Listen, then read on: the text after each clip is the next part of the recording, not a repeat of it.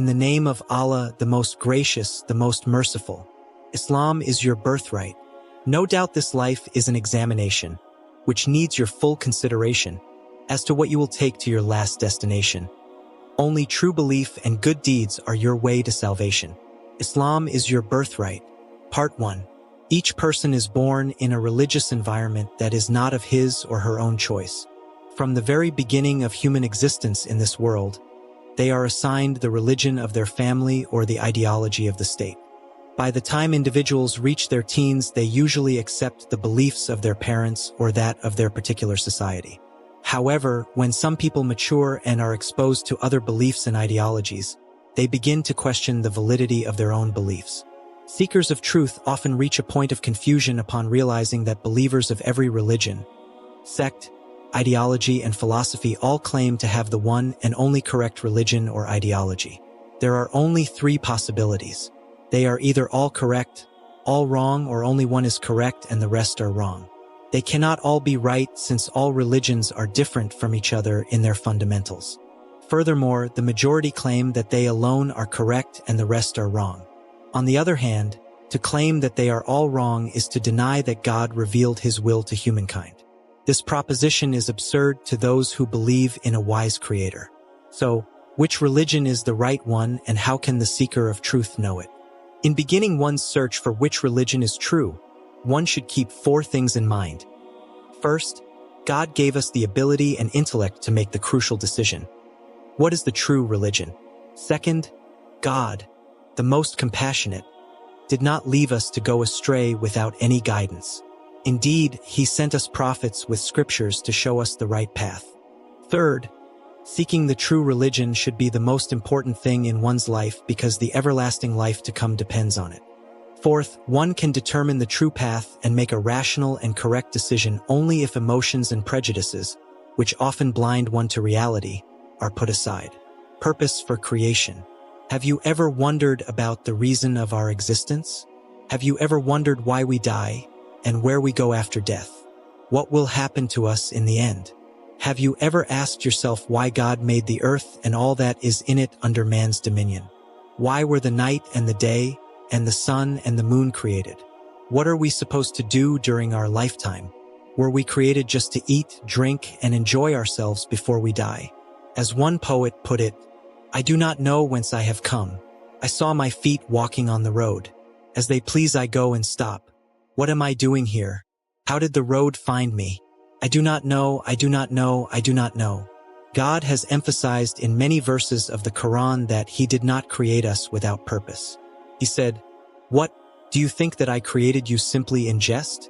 And that you would not be returned to me?" Quran 23, 115. He also said, "What, does man think that he will be left to roam at his will?"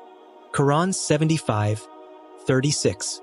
In addition, he said, "Do people think that they will be left to say, 'We believe,' and they will not be held accountable?" Quran 29, 2. Indeed, God has created human beings for a purpose and with a purpose, to worship him alone, monotheism.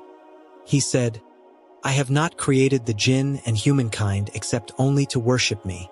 I don't require provision or feeding from them. Surely Allah is the all-provider, the possessor of all strength, the firm." Quran 51, 56-58. In fact, all prophets told their people to worship God alone, monotheism, and shun worshipping his creation, paganism.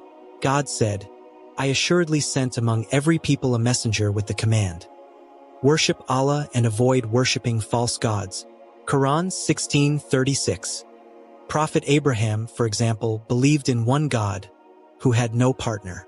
Anyone who holds a different understanding of God than this has contradicted the religion of Abraham and follows falsehood. God says in the Quran, "Those who reject the religion of Abraham make fools of themselves." Quran 2, 130. Prophet Jesus was reported in the Gospels to have said, "It is written, worship the Lord your God and serve him only." Luke 4 verse 8.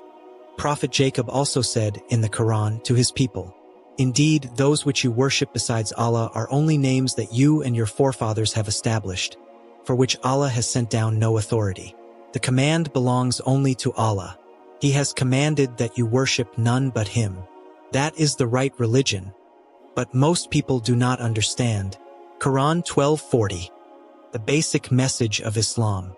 The basic message of Islam is the same message of all the previous prophets. Worship God alone and avoid worshipping anything besides Him, whether it is a person, place, or thing, directly or indirectly. This basic principle of monotheism is contained in the opening chapter of the Quran, known as Surah Al-Fatiha, verse 4. You alone we worship, and from you alone we do seek help.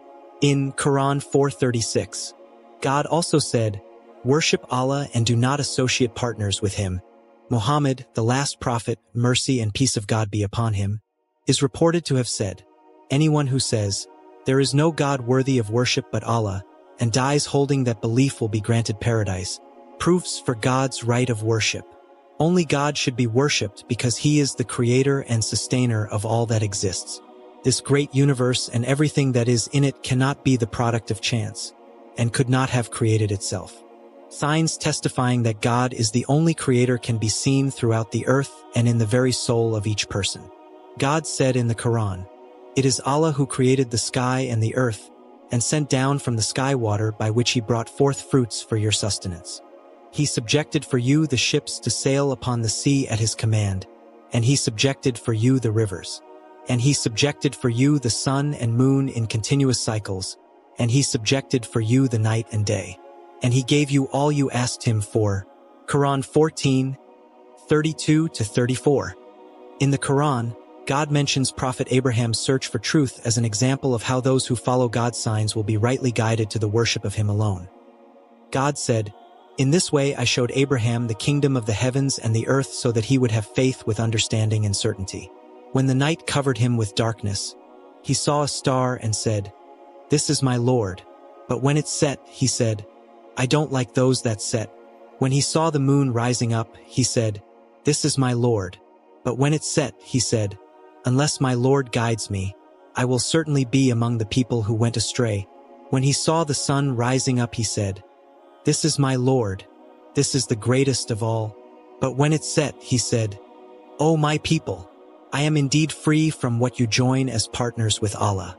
Verily, I have turned my face towards Allah who created the heavens and the earth, and I reject those who associate partners with Allah in worship. Quran 6:75-79. Actually, in the Quran God calls people to continuously look at the universe, as this will affirm the divine truth of His existence, His greatness, and that He alone should be worshipped. God alone deserves our worship because only He can answer our prayers. God says in the Quran, and your Lord says, call on me and I will answer your prayer. Quran 40:60. Hence, if a human being prays to an idol and his prayers are answered, it is not the idol which actually answered his prayers but God. Similarly, prayers to Jesus Christ, Buddha, Krishna, Saint Christopher, Saint Jude, or to Prophet Muhammad are not answered by them, but are answered by God. Consequently, prayer is an act of worship which should be directed to God alone. Indeed, prophets who are worshipped besides Him did not tell people to worship them. Instead, the prophets warned their people against doing just that. For example, Islam teaches that Prophet Jesus, mercy and peace of God be upon him, was a human being who was created by God in a miraculous way. He was born of a mother, Mary, without a father, and he worshipped God. He was not God, nor was he the Son of God. He was neither one of three manifestations of God, as Christians say, nor was he the son of a prostitute, as the Jews say. He told his people, the tribes of Israel, to worship God alone. He did not tell people to worship either himself or his mother. Furthermore, Prophet Jesus, mercy and peace of God be upon him, did not worship himself when he worshipped. Rather, he worshipped God. However, those who claim to be the followers of Jesus Christ today worship Jesus himself, claiming that he is God, and others also worship his mother, calling her the Mother of God. God says in the Quran that He will ask Prophet Jesus, mercy and peace of God be upon him, on the day of judgment, O Jesus, son of Mary, did you tell people, take me and my mother as gods besides Allah? Then he will say, glory to you, I could never say what I had no right to say. If I had said it, you would have known it. You know what is within myself, but I do not know what is within yourself. Verily, you alone are the knower of the unseen. I did not say to them except what you commanded me, to worship Allah, my Lord and your Lord, and I was a witness over them as long as I was among them. But when you raised me up, you were the observer over them, and you are the witness over all things. Quran 5, 116 to 117. God emphasizes in the Quran that Prophet Jesus, mercy and peace of God be upon him, was neither killed nor crucified, but God raised him up into the heavens in body and spirit, and he will be returned to the earth before the end of the world. Prophet Muhammad, mercy and peace of God be upon him, stated that Prophet Jesus would rule the earth according to the Islamic law. Then he will die on earth like other human beings and will be buried and resurrected like them on the day of judgment. Hence, Prophet Jesus, who was given life, was born from a woman's womb and circumcised, ate, slept, went to the toilet, grew up, prayed, and will die, should never be taken as God, as all these characteristics are not the attributes of God, but of his creatures. The New Testament states that Jesus Christ taught his followers to pray to God saying, Our Father who art in heaven, hallowed be your name, your kingdom come, your will be done on earth as it is in heaven. Luke 11 verse 2, Matthew 6 verses 9 to 10. Also, he taught that only those who submit to God would inherit paradise. None of those who call me Lord will enter the kingdom of God, except one who does the will of my Father in heaven. Matthew 7 verse 21. Prophet Jesus also pointed out that he himself submitted to the will of God. I cannot do anything of myself. I judge as I hear, and my judgment is honest, because I am not seeking my own will but the will of him who sent me. John 5 verse 23. In fact, there are many reports in the Gospels that show that Prophet Jesus made it clear to his followers that he was not God. For example, when speaking about the final hour, he said, No one knows about that day or hour, not even the angels in heaven, not the Son, but only the Father. Mark 13 verse 32. Buddha was a reformer who introduced a number of humanistic principles in the Hindu religion practiced in India. He did not claim to be God, nor did he suggest to his followers that he be worshipped. Yet, today most Buddhists have made him their God, and they prostrate themselves before idols representing his likeness. In brief, from the perspective of the object worshipped, all religions today, except Islam, invite people to the worship of creation. God's attributes point to the fact that God alone deserves worship. He is one, without relatives. He has neither father, son, mother, nor wife. He is the eternal absolute. He neither gives birth, nor is he born, and there is nothing like him. He is perfect in his knowledge, in his power, in his will, in his mercy, and in all his other attributes. God is all-powerful and perfect, while human beings are weak and imperfect. That is how he defined himself and how all prophets defined him. Another proof that God alone deserves to be worshipped can be found within the human soul. Islam teaches that all human beings have imprinted on their souls an awareness of God and a natural inclination towards worshiping him alone imprinted on their souls. In the Quran, God explained that when he created Adam, he caused all of Adam's descendants to come into existence, and then he took a pledge from all of them saying, Am I not your Lord? To which they all replied, Yes, we testify to it. God then explained why he had all of humankind bear witness that he is their creator and only true God worthy of worship. That is in case you, humankind, may say on the day of resurrection, Indeed, we were unaware of this. God further elaborated on this point saying, It is also in case you may say, It was our ancestors who made partners with Allah, and we are only their descendants.